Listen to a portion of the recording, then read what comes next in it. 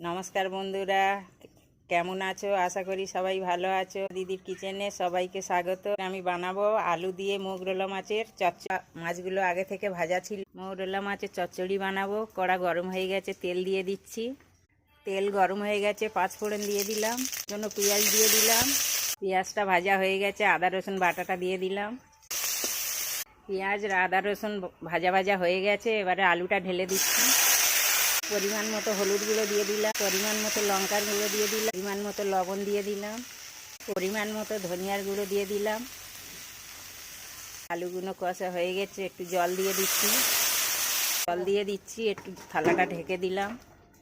আলু সিদ্ধ হয়ে গেছে, মৌরলা মাছ ভাজাগুলো দিয়ে দেব। বন্ধুরা, মৌরলা মাছের চচ্চড়ি আমার হয়ে গেছে। ভিডিওটা এখানে শেষ করছি বন্ধুরা। টাটা, ভালো থেকো।